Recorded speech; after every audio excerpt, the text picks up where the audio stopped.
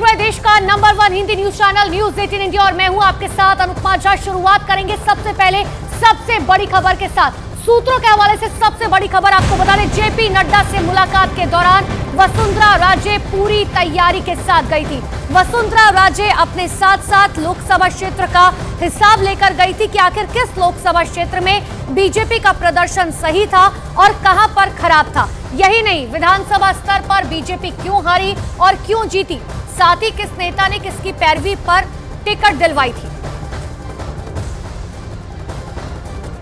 तो वसुंधरा राजे और जेपी नड्डा के बीच मुलाकात में किन विषयों पर बातचीत हुई, दरअसल ये भी आपको बता दें, सूत्रों के हवाले से इस बात की जानकारी है न्यूज 18 इंडिया को मिली है। सबसे पहले आपको बताते हैं कि आखिर क्या क्या बातचीत हुई। सबसे बड़ी बात है, वसुंधरा राजे पूरी तैयारी के साथ जेपी नड्डा से मुलाकात करने के लिए पहुंची थी।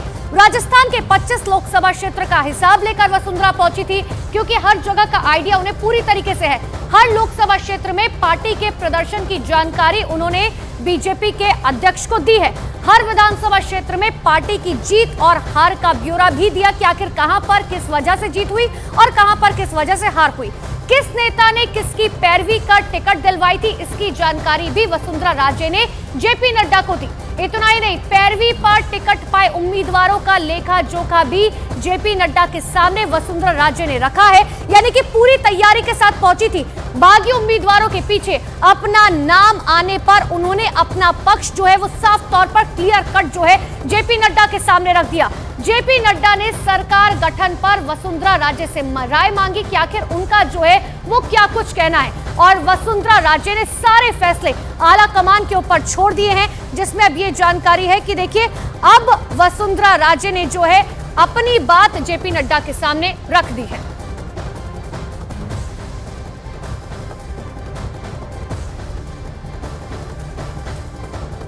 और सीधे ले चलते हैं ग्राउंड जीरो पर, जहां पर हमारे सहयोगी यतेंद्र हमारे साथ जुड़ चुके। यतेंद्र, इस बात के क्या मायने निकाले जाए, इस मुलाकात के क्या मायने निकाले जाए?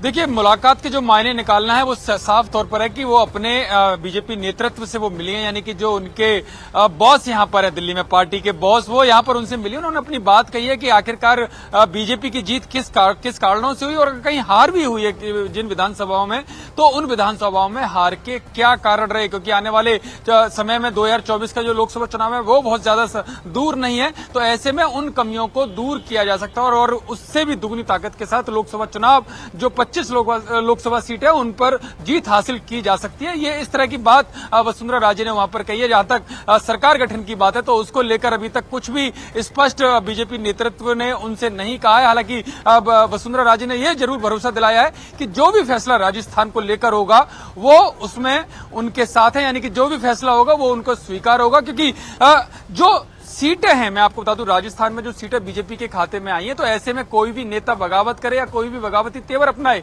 वो शायद मुमकिन नहीं होगा, क्योंकि पूरी तरह से सीटों का जो ठीक है यतेंद्र, हालांकि थोड़ा सा और इंतजार करना होगा। बने रहिए हमारे साथ। इन सबके बीच एक और बहुत बड़ी खबर जो मिल रही है वो बता दें, 3 राज्यों में सीएम पद को लेकर बीजेपी में मंथन का दौर भी लगातार जारी है और इसी से जुड़ी हुई इस वक्त की ये बहुत बड़ी खबर है। राजस्थान में सीएम पद की रेस पे 3 बड़े चेहरे अब सामने आ रहे हैं। इनमें अर्जुन राम मेघवाल का नाम शामिल है, सीपी जोशी, अश्विनी वैष्णव का नाम अब सामने आ रहा है। ये 3 सबसे बड़े प्रबल दावेदार यहां पर बताए जा रहे हैं, जिनका नाम इस वक्त रेस में सबसे आगे बताया जा रहा है।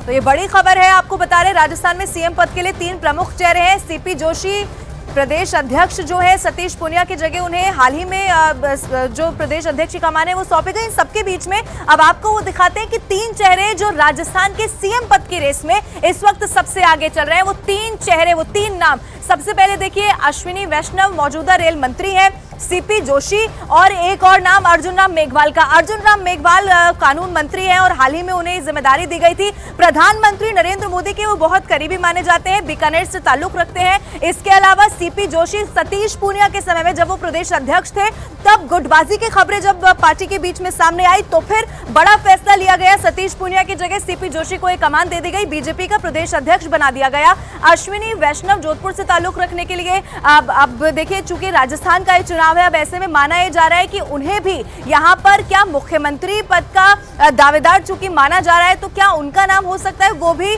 बहुत करीबी माने जाते हैं, प्रधानमंत्री के भी, अमित शाह के भी। भवानी ज्यादा जानकारी के साथ मेरे साथ लाइव जुड़े हुए हैं। भवानी का यहाँ पर रुख कर लेते हैं। भवानी, ये तीन चेहरे अब सामने आ चुके हैं, अभी आपके पास अंदर खाने से क्या खबरें हैं? इन तीन में से भी सबसे आगे किसका नाम है और कब तक ये सस्पेंस जो है वो क्लियर हो पाएगा? देखिए, ये कहना तो काफ़ी मुश्किल है कि तीन में से कौन अहम है। ये माना जा रहा है कि जो राजस्थान के जो समीकरण है उसके लिहाज से, चाहे जातीय समीकरण हो या पार्टी के अंदर की जो गुटबाजी है, राजस्थान की जो दिक्कत है बीजेपी के सामने, हाईकमान के सामने, वो सबसे बड़ी गुटबाजी की दिक्कत है।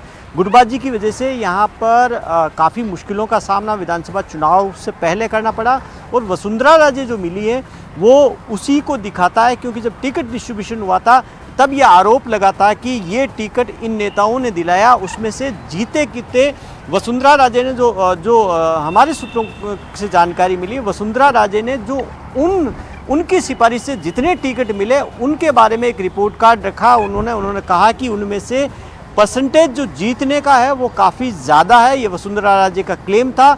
और बाकी नेताओं के कोटे से जो टिकट दिए गए, यानी कि जब टिकट डिस्ट्रीब्यूशन हुआ था राजस्थान में, अब उसको मुख्यमंत्री की रेस से जोड़कर देखा जा रहा है।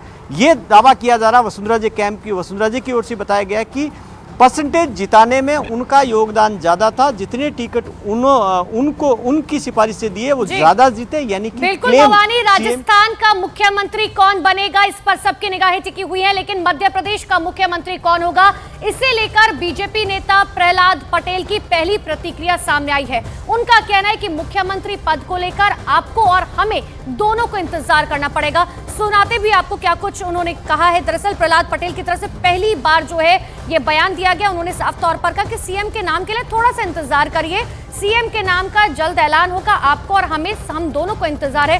सुनिए एक बार क्या कुछ कहा प्रहलाद पटेल ने। सरकार में क्या भूमिका देखते हैं? आपको भी इंतजार करना पड़ेगा, मुझे भी। सर क्या भूमिका, सरकार में क्या भूमिका देखते हैं? आपको भी इंतजार करना पड़ेगा, मुझे भी। सर क्या भूमिका